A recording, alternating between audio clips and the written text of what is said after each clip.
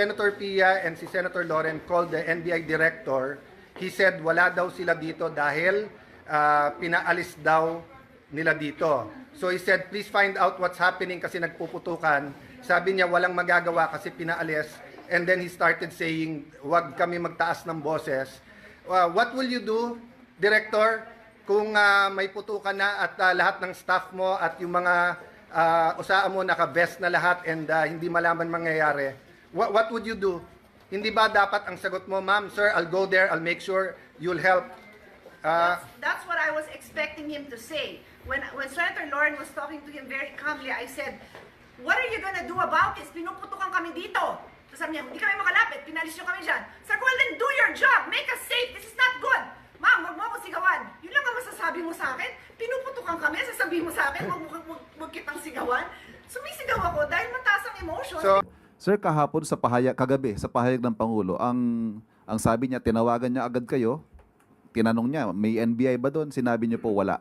Pero nabanggit niyo po ba sa kanya na nagpadala kayo ng tao sa GSIS?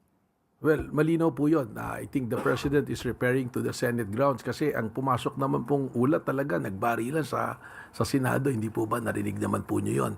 Tapos sabi ko, nung tinanong ako, categorically... Wasn't that an important bit of information, sir, that yes, the President would have... I'm going there po, Sir Ivan, I'm just laying down the premises. Pasensya na po kayo, po. Ang sinabi ko nga, I'm sure na wala po tayong tao sa Senate premises, sa Senate building po.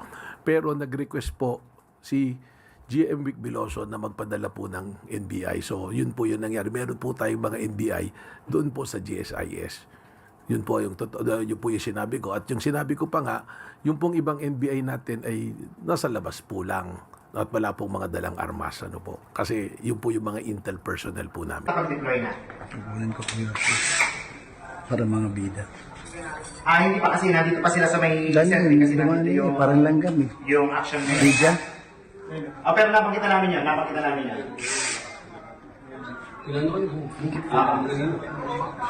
Kaya. Kasama namin yung NBA niya. Sige. Okay. Ganito. Makapagsipa kung matamaan ka?